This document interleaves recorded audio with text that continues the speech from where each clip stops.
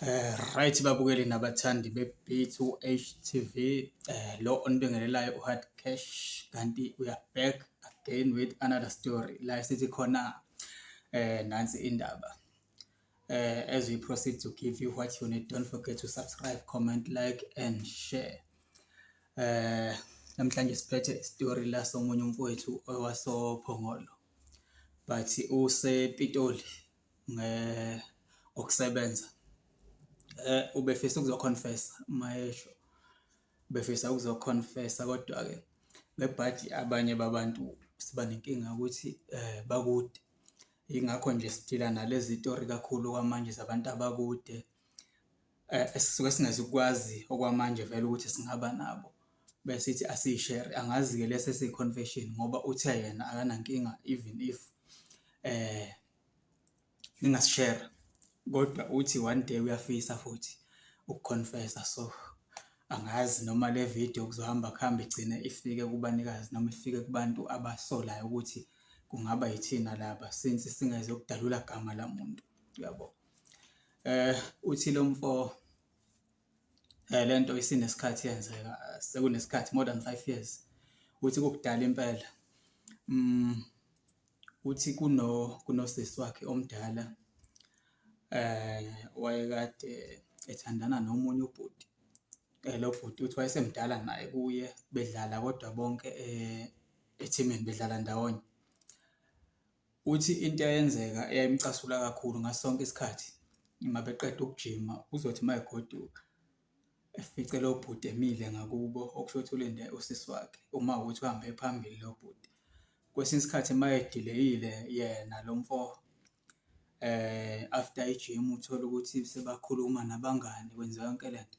Uthi wayenokuthola ukuthi sebamile vele boyi-2, uye ubhuti, lo bhuti lona amsho nosisi wakhe, lo efike babingelele sometimes engabingeleli vele bengayithandi lento, ebona ngathi kweyiswa yena ngokuthi babesuke bebazi ukuthi lo muntu lo vele usendleleni ebuyayo naye uzobathola nje la ngakubo bemile. Gcine yamcasula lento. Uthi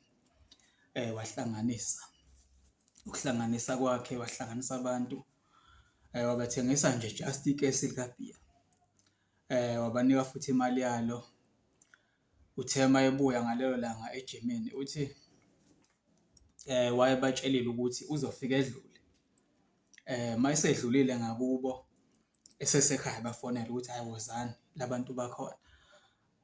Uthi kwenzeka mhlawumbe kwaphela 3 days ebaphambili ngoba vele angithi akalokho emgadile lo bhuti, kodwa uyazi isikhathi esiningi uma ehamba ephambili uzomfica vele esemile lapha, sometimes emfice nosisi wakhe. Uthi-ke mhlawumbe kwaphela 3 days ayebafonele esho ukuthi no abekho.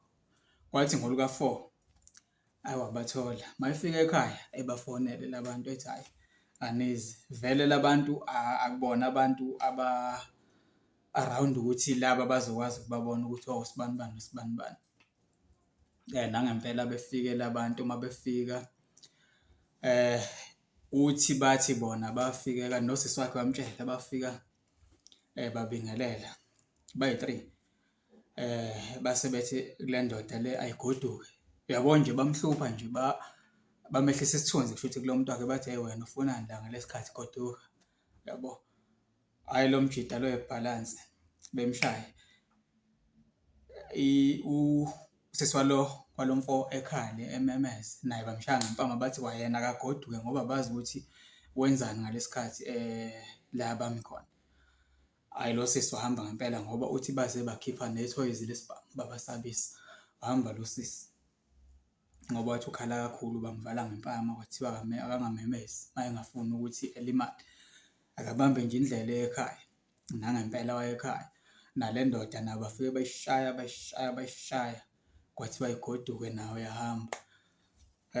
After that kwase kuthi-ke manje uthi akaphindanga futhi wababona, base behlangana kwenye indawo abahlangana kuyo, but lento emcasulayo ayibanga isaqhubeka. So kwahamba isikhathi yena nje emqondweni wakhe wayenokuthi laba bangeyisa, yabo, ngoba-ke waze wahlela nje leyo nto leyo ukuthi abashawe ngale ndlela abashawa ngayo. usisi wakhe kafika washo ekhaya ukuthi awushayiwe kanje kanje kanje, ithi le ndoda yayithulela iyazi vele ukuthi iplan yayo. Kuhamba isikhathi-ke lo bhuti ngoba ngisho ukuthi vele yena ube umuntu osekhulile, wathola umsebenzi wasebenza usePitoli lo bhuti la asebenzela khona. Kangangokuthi wagcina esebuya kuleli khaya ezokwenza konke nje walobola. Kumanje ulobolile lo bhuti lo, ulobole yena lo sisi owashayelwa yena, kodwa yena akazi wayeshayelwa yena. Nalo mfo ngoba ngithi nje uyasebenza emsebenzini la asebenza khona wafakwa wuye lo bhuti. So uthi lento ayenza akazi noma kwakubungane noma yini, noma nje yayingamenza noma namanje ngoba esengaka, uyabo, ngoba phela usathana akanandaba ukuthi kahle kahle ungakanani. Manje uthi yonke into, izinto uma ebheka izinto asenzelwe yilo sibari wakhe lo, hhayi sezinkulu kakhulu, kuyamsinda manje ukuthula nalolu daba. Mayesho yena uthi hhayi uyayisola. So ngaso sonke isikhathi maye naye kuvele kufike nje le nto ukuthi lo muntu lona ngake ngamenza into ebuhlungu, ngathi ngingamtshela, but akufiki futhi. Kuyafika but uyasaba, akamtsheli. So wayethi ufisa ukukhonfesa, but kwagcina kungenzekanga-ke ngoba vele ngoba sengike ngasho kwenye yama-episode ukuthi ngobukude bendawo sigcina singakwazanga ukuthi abantu abasibizayo bonke sifike kubo, but uthe ngasishera le story. If kungenzeka ukuthi omunye walabantu uyasibona, kuyobe sekuphoqa ukuthi vele ebatshele ukuthi no, yimina lo, uma besola. Uma bengasoli koze kube ukuthi naye one day uyafika uzokhuluma lo daba, bayatshelwa-ke labantu usisi wakhe nosibari wakhe, noma etshele one of them ukuthi no, lento yanivelela yayikade ihlelwe yimina, uyabo. Uthi njengamanje ayisamkhululi more than 5 years. Labantu sebanabantwana abayi-2, abakashadi, kodwa-ke indoda le kuthiwa isilobolile usibari nje manje ekhaya impela omkhulu. Kanti nayo le ndoda futhi ithi iyamhlonipha kakhulu, ngase kwenzile ekwenzela yona lo sibari, ngoba phela uyena wayemsuse emakhaya wahlala naye wamfaka emsebenzini, manje useyayihlalela ngoba usenesikhathi vele efikile ePitoli. But uthi le nto still ayimphathi kahle. So uyafisa nje ukuthi one day eyidlulise. Siyathemba futhi ukuthi one day sokwazi ukuba naye la econfess kulabantu laba athi wabona lo mfo, yabo, ngoba uthi lento iyamhlupha kakhulu.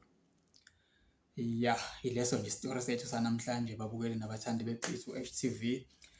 As we proceed to give you what you need, don't forget to subscribe, comment, like and share. Lo Health Cash, le yiPithu HTV, kanti sithi nansi indaba.